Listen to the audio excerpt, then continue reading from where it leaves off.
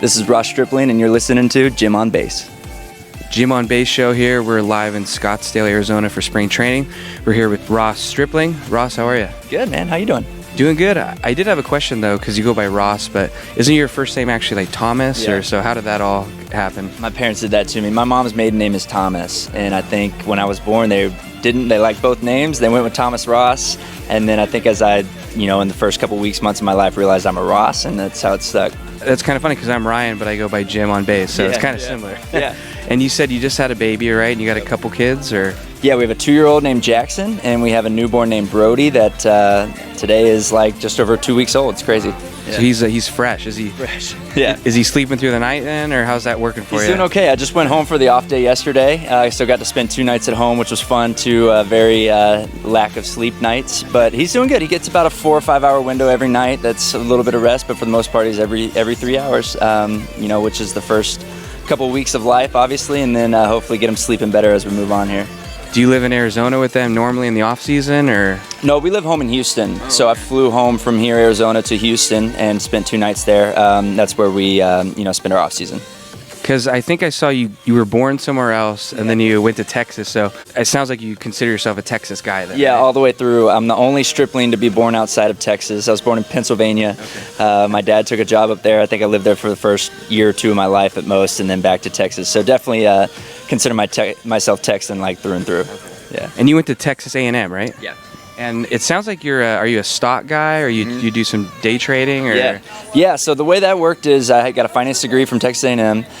When I was in my second year, I had Tommy John and was like, okay, I need to have a fallback plan. And I love the stock market. Both my grandparents were very involved in the stock market. My dad has dabbled. Obviously, I had the finance degree, like I said. I invested my own signing bonus. So I was like, all right, I want to see what a life in this financial planning world would look like, and pursued it all the way to taking 2 big tests, getting licensed, and now actively manage accounts of myself, my family, some friends, and it's something different every day. I love it. Last year was not a good year, but it was a learning experience for sure, and get better from it moving forward. Do teammates come up to you and ask you for advice then, or? Yeah, for sure. I'm a soundboard. They always have something interesting. It's usually crypto or, some crazy thing, penny stock or whatever they think is going to shoot the moon. But yeah, I'm always here for anything that they need. It's like, a soundboard as far as, why'd my guy buy me this, or what do you think of this, XYZ. So it's actually, these guys in here usually have pretty good financial savvy to them. Most of them have made a good amount of money, and they want to put it in something productive, and from there you learn as you go. So I'm kind of always here to help out when needed.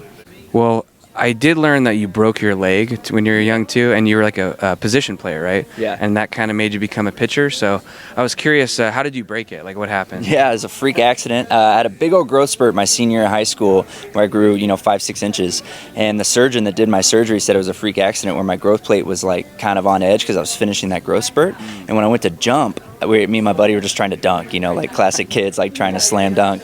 I never even got off the ground. I flew straight backwards and looked down, and my tibia had broke. Basically, my growth plate had fractured and brought my tibia with it, and instantly ran into surgery. I have like a 10-inch scar across the top of my knee. But everything happens for a reason, man. I had really never pitched hardly to that moment. Couldn't play the field anymore because I couldn't really run, cut laterally. So they were like, all right, let's go all in on pitching, and kind of the rest is history from there, man. Pretty wild. Well, it looks like it's working out so far. Yeah.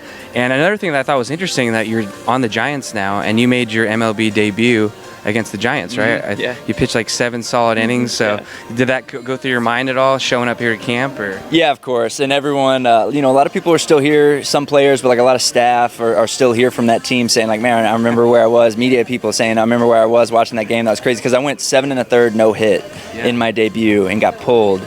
And then the next guy hit a homer and we lose. So it's a pretty wild debut, obviously. Yeah. But then just like the Dodgers-Giants rivalry outside of Yankees-Red Sox, probably the biggest one in baseball. So I got to experience from a Dodgers perspective now in the black and orange, which is going to be fun. Haven't been back to Dodger Stadium since I got traded. So going to be doing it in a Giants uniform, which is going to be fun and exciting. So, definitely feel kind of special to be a part of both sides here of a really historic rivalry. Well, since you are a younger guy, when you first came up, or even maybe now, is there anybody that you played with or were coached by that you looked up to or just watched as a fan, maybe? Well, Clayton Kershaw was, my mentor in my time as LA, just even from on the field, what he does as a competitor, but also out the field, like really good Christian family man, just really learned what it's like to be in this lifestyle and follow in his footsteps, which I haven't done at all, but I'm trying my best. And then the Dodgers, have a pretty amazing group of guys that come through as far as like a Sandy Koufax and a Tommy Lasorda and Oral Hershiser. So that was always cool, seeing those guys and learning from them when they dip in and out of town. And then looking forward to being over here with the Giants. Obviously a very historic organization as well. 3 World Series in the not so distant past.